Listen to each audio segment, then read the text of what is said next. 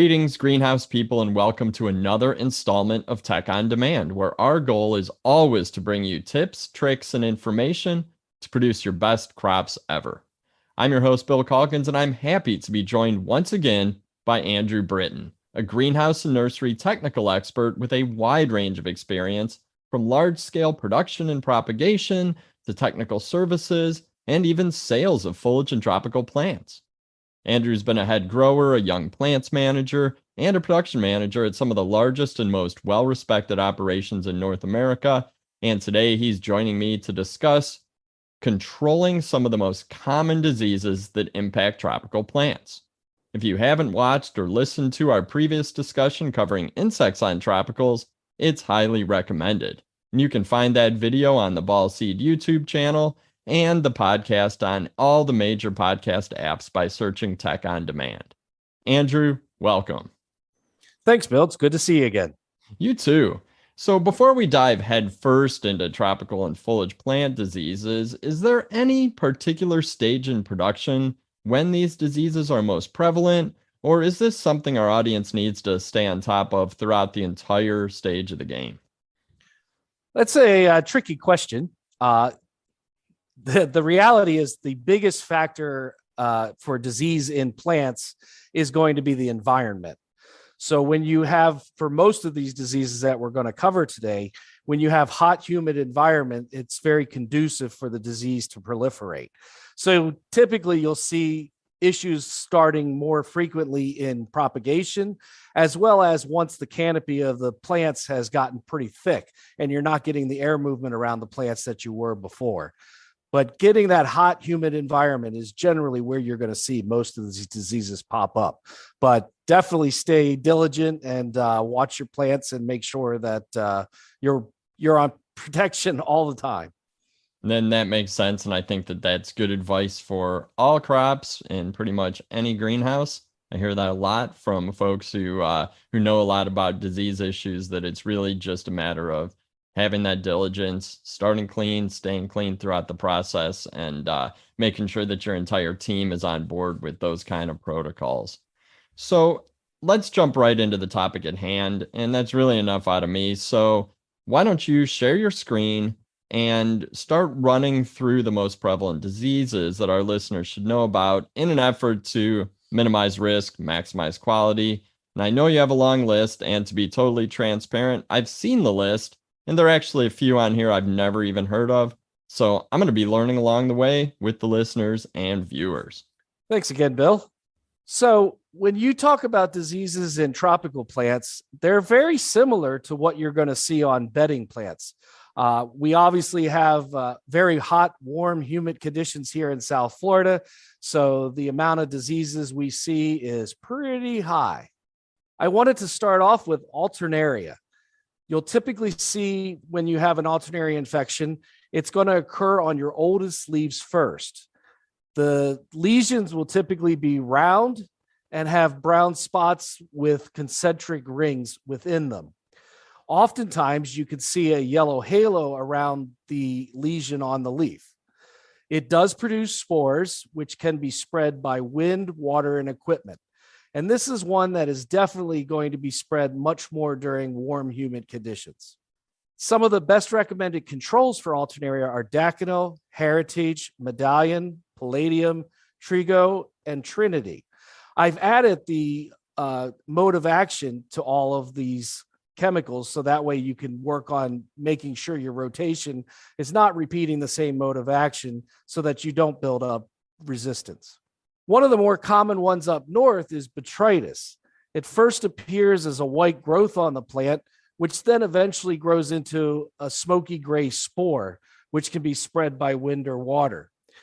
You're going to see this disease typically show up on wounded plant parts or dead material, plant material. And you're going to see this much more prevalent in cool and humid conditions as opposed to Alternaria, which is in warm, humid conditions. That being said, us down here in South Florida, we don't see too much Botrytis. It's generally too warm at night. You need your night temperatures to be dropping below 70 degrees in order for Botrytis to appear. Some of the best control options for Botrytis are Astune, Daconil, Chipco, Paget intrinsic and medallion. And again, I have the mode of action listed here as well. The next one I want to review is Cercospora. This one typically affects the older leaves of the plants first before it spreads to the new ones. And once the leaf is severely infected, it will die from the lesions. When you have the high humidity in conjunction with the disease, you will get Connidia, which are a spore. And the mature lesions are typically about an 1/8 inch in diameter. They're going to appear gray to brown color with a purple border on them. They may also have a halo, as you can see in the photo. And you're going to see as time goes on that small black dots will appear within the grayish tan lesions. Some of the best control methods for Cercospora are concert, Dacano, heritage, clean grow, mill stop, and protect.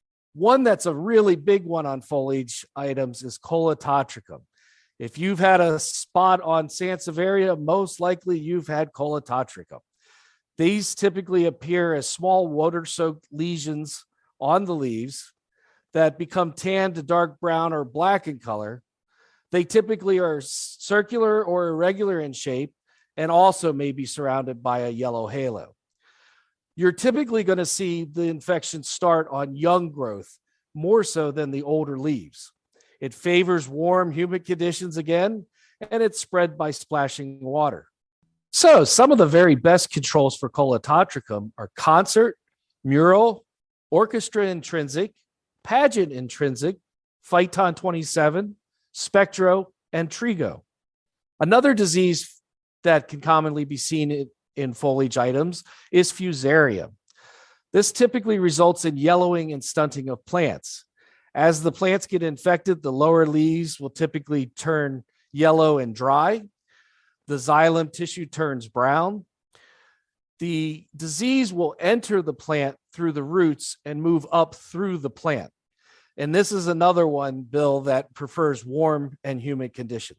Some of the most recommended controls for Fusarium are Empress intrinsic, medallion, torque, and tourney.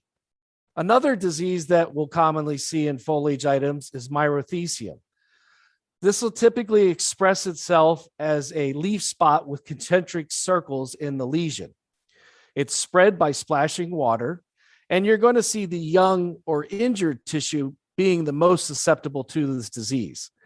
It again favors hot, humid conditions, and the spots will initially appear as water-soaked lesions that are dark brown or black in color. Some of the very good controls for Myrothesium are Dacano, heritage, medallion, mural, and palladium. Phytophthora is another one that we can typically see within foliage plants, just like you can in bedding plants. It can present itself as either a root or a stem rot and even a leaf spot.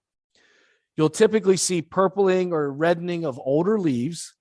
The symptoms will include damping off of the plants, stunting, yellowing, and browning lesions on the lower stem. As the disease develops, you'll typically get wilting plants, especially once the plants are under a stress condition. So you may have plants that look great in the morning, but as it gets hotter in the greenhouse during the day, they start to wilt. If you do see that, that's typically going to be Phytophthora knocking your plants out. It will eventually result in the death of the plant. Some recommended controls for Phytophthora are Alliette, Fenstop, Mycora, Segovis, Segway, and Stature. Powdery mildew is another one that we don't see a ton of in Florida because of the fact that it does prefer cooler, humid conditions.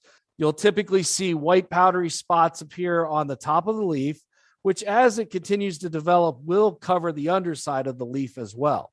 Leaves of severely infected plants will typically turn brown and drop off the plant, and the disease prefers young growth, not normally affecting mature leaves. Some recommended controls for powdery mildew are Banner Max, Concert, Eagle, Millstop, Mural, Pageant Intrinsic, Tourney, Trigo, and Trinity. Pithium is another one that's a real common one to see on foliage items, just like bedding plants. It will also cause the wilting and stunting of plants. The roots will typically be discolored and rotting. The cortex will oftentimes slough off, leaving only vascular cylinder. This will make it look like a straw. The roots look like a straw. Infection is spread by the movement of infested soil or plant material, as well as irrigation water. And this is most likely going to occur on plants that have been overwatered. There are many recommended controls for Pithium as well: Empress Intrinsic, Phosphite, Segway O, Spectro, Subdue Max, Terrachlor, and Truban. Please be careful with Pithium because it does have some resistance to Subdue. Subdue has been used very often throughout the years, and unfortunately, it's built up some resistance to it. So if you make an application to Subdue and it doesn't give you the control you need, make sure that you switch to another chemical class. Rhizoctonia is another one that is also very common both in foliage and bedding plants. It typically causes a stem and root rot. You'll see the rot right at the soil surface. It can cause wilting and stunting of the plants as well, and may eventually result in the death of the plant. It's spread by movement of soil, plant material, and tools, most prevalent on stressed or wounded plants. It also favors warm and wet conditions. Control of Rhizoctonia can be done with 2636, Empress Intrinsic, Heritage, Medallion, Pageant Intrinsic, ProStar, and Tourney. Rust is one that we see on a lot of different foliage items. It initially starts off as a pale leaf spot that develops into pustules producing spores. It's usually found on the other underside of the leaf. So you really want to be looking underneath your leaves for this disease. Typically, it's orange, yellow, brown, black, or white. The most common is orange. There are over 8,000 named species of rust, and it will only grow on living plants. So you're not going to see this develop on decaying tissue. Some controls for rust are Cleary's 3336, Dithane, Eagle, Heritage, Mural, Orchestra Intrinsic, Protect, Triact, and Trinity. The last one I want to talk about is Sclerosium. This is a disease that appears like Rhizoctonia when it first starts, with a brown to black rot at the soil surface. But one thing that's very different is you will see a white cottony growth cover the area. It is also spread with soil movement of infested plant material and contaminated equipment. And it typically develops during suboptimal growing conditions, also preferring warm, humid conditions. So there's a few of the most common diseases that we experience on foliage. That is quite a list. I feel like you covered most of the alphabet if you're looking at an A to Z. But the photos, the descriptions are very clear and thorough. Some of these do appear as others. So you mentioned early on the diligence that it actually requires by a grower and their entire team. Especially when I think about the fact that some of these diseases are spread by splashing water, moving plants, the tools, probably even people moving through the greenhouses. So it really is that diligence throughout all the steps in the process that's going to offer some prevention. And then, when you talked about all the different controls, which I will link this slideshow in the video and podcast description, so that the listeners and viewers can go back through and look at the recommendations as well as the mode of action codes, which I'm glad you put on there because that's really going to be a way to create effective rotations. But this, I think, gives the listeners and viewers a fantastic resource of what to look for and when the hot spots occur, and if need be, ways to control these diseases. So thank you so much for taking the time to go through all of this. Before we close, is there anything we missed or anything you want to reiterate to the folks tuning in?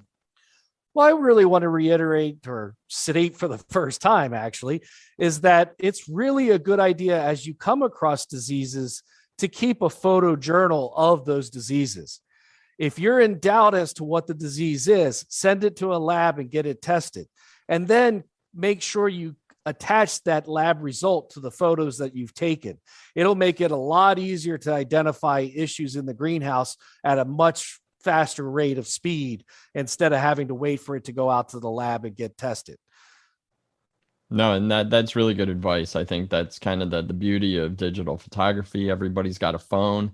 Take a picture of the problem, have a database where you can file these photos and go back when you're creating your production plans for the following year.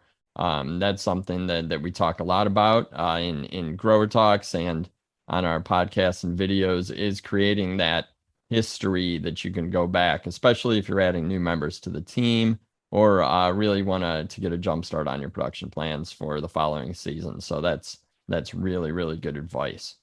I really appreciate all your time and expertise, Andrew.